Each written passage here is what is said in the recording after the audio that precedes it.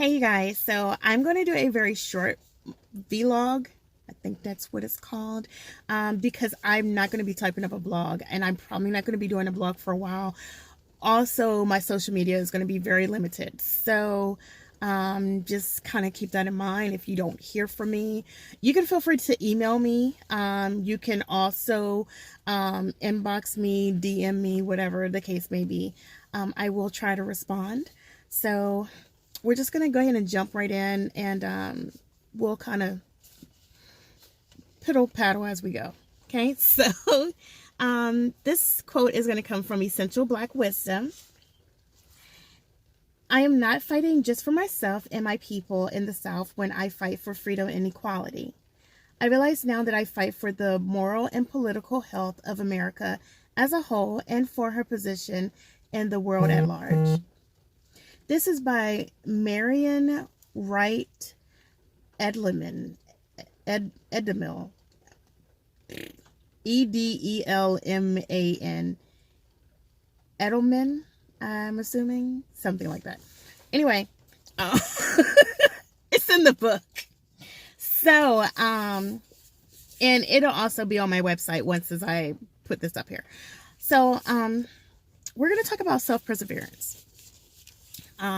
It is important that you know how to preserve. When my aunt was alive, she used to talk to me about how she used to do preserves.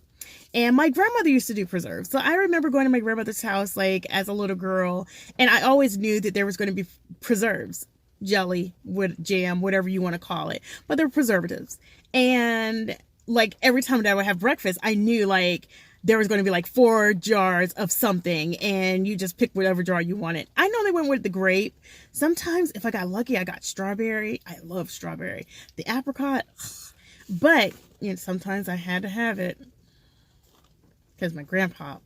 But we're not going to talk about Pop Pop right now. But we're just going to talk about the good stuff, okay? So my grandpa was really interesting. We'll probably actually have that conversation one day.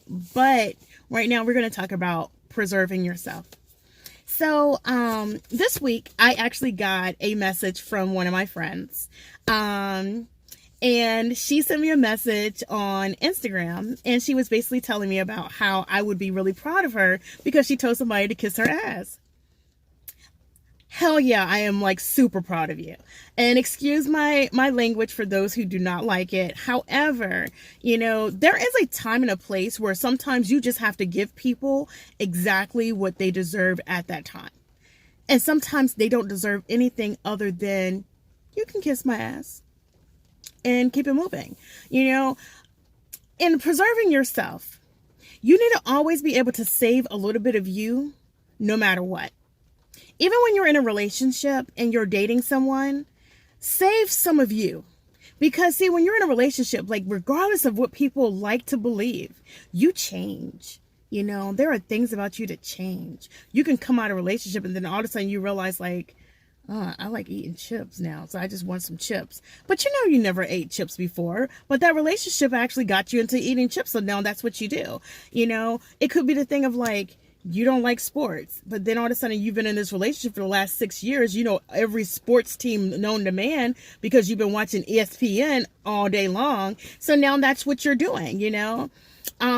You could be a person that basically, before you got with your last girlfriend or whatever, you didn't really care how you dressed. And now all of a sudden it is important that you know, like, that your clothes have to coordinate. Your shoes need to be able to match. You need to have that quote unquote drip, you know? So like when you're doing all of those things, you know, in these relationships, even with your job is also a relationship. Your friends are relationships.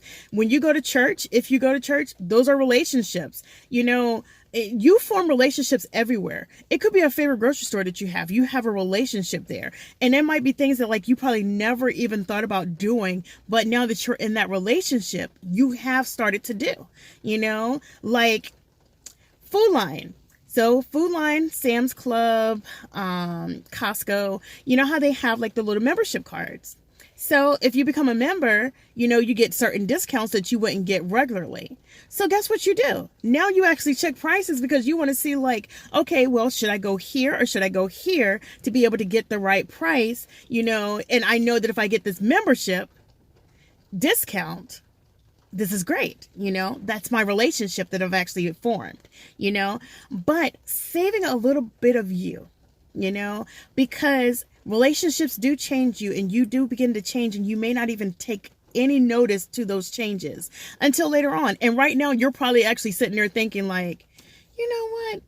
I do actually do that. I didn't even realize I did that, because you learn stuff about yourself, the things that you didn't think that you could do. And now all of a sudden you can do, things that you would have never said that now you realize that you will say, and sometimes you come out of relationships and you're like, oh, hell nah. Like, I am not doing that ever again. And that right there are examples of, your perseverance of yourself. Some people like to consider it to be self-care. I call it self-perseverance. It is okay to save a little bit of you for you. Have your me time, have those times where you actually in tune and engage with yourself, to know like, okay, well, you know what, this is what's going on with me. This is the reason why I'm acting this way, whatever the case may be.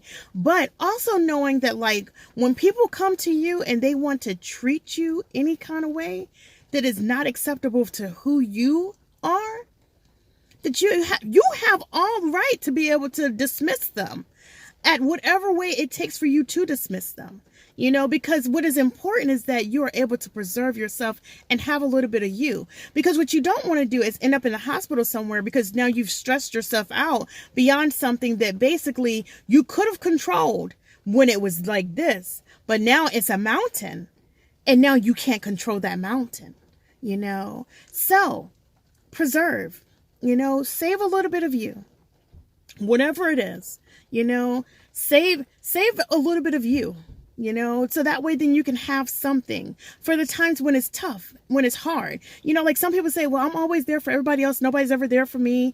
Yes, these things happen. But guess what?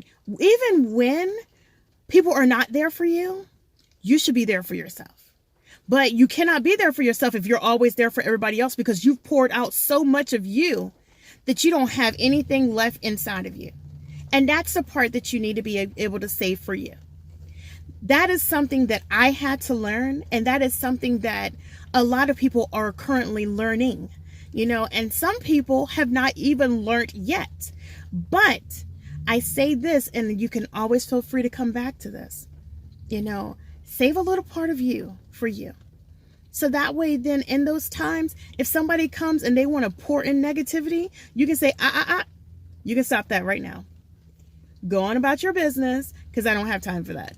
When somebody says, oh, you want to act different now, your attitude changed, blah, blah, blah, blah. Yes, it has. But it's okay with me because of the fact that now I've learned that I need to preserve myself. And if I allow you to pour your negativity into me, then I'm never going to be the person that I need to be for me.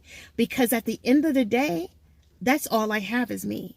It doesn't matter if you're married. It doesn't matter if you have kids. It doesn't matter if you come from a big family. It doesn't matter if you are a billionaire.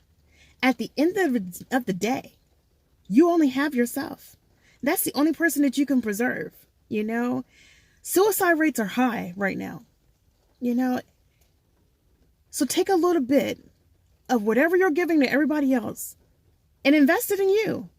Put that part back into you and preserve that. If you got to get a mason jar, put that shit up in a mason jar. And that way then you can say, I got this.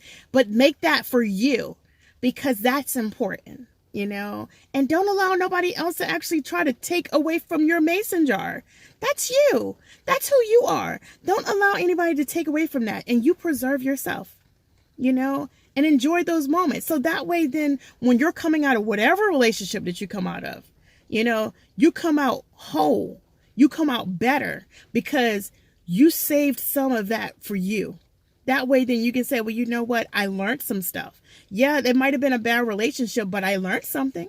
I learned some stuff about me, and I'm now okay to be able to say, you know what, I'm not going to do this anymore, or now I want this out of my next relationship. You know, wherever you go, whatever company you go to, whatever church you decide to step in, whatever religion you decide to pick up on, whatever country you decide to visit, you know, learn as much as you can, share as much as you can, but save some of that for you, because at the end of the day, that's all you got.